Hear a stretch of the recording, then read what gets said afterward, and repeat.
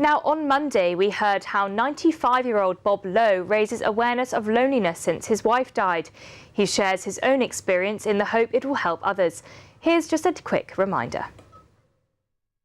I vividly remember, our children and the fun of Christmas, coming down Christmas morning, getting a fire going, all being in our dressing gowns, opening our presents.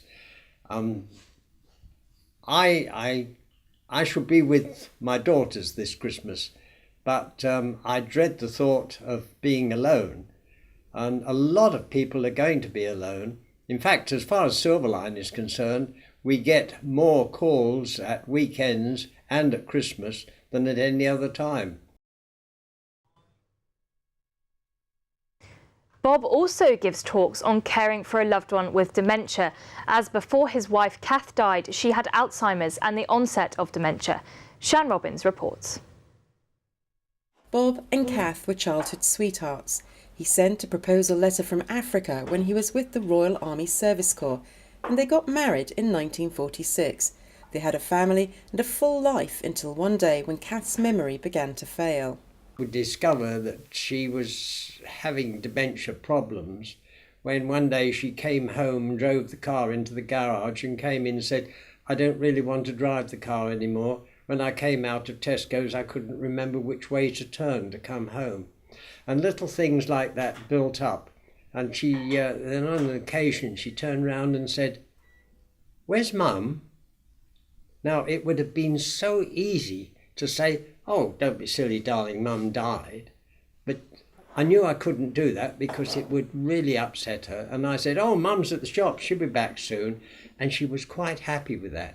And every time little things like that happen, you have to think of how to deal with it softly and not be rude about it or bad about it, make her feel embarrassed that, oh dear, I'm sorry, I didn't know, I've forgotten. I loved her desperately, and there was no way I could be cross with her over the things she said. I'll give you another example. We were watching a night at the proms, but it was the music of our era, the wartime music and tunes, and we were loving it.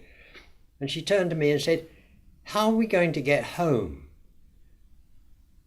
And instead of saying, "We are home, get a grip," I was able to say, "It's all right, we've got the car here, we'll be no problem at all."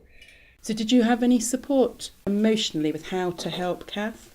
Yes, the local surgery were great, absolutely. She wanted for nothing in the way of medication and medical help.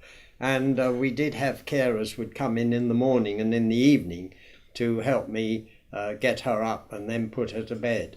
But during the rest of the day, of course, we were on our own. And we used to go through the photograph albums and look at pictures. But it was very, very difficult, especially when she sort of couldn't remember what the pictures were all about. And that is why you've got to be so careful with what you say to people, not to aggravate them or upset them or make them feel put down. It's so easy to do. And everybody who has Alzheimer's disease, they react in a different way.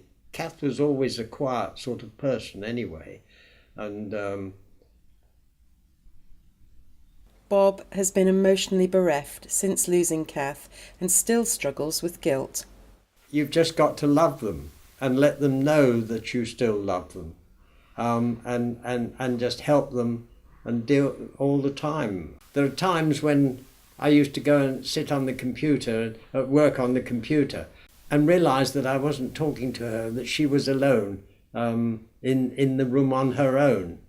And I felt a terrible guilt about it now when I think back.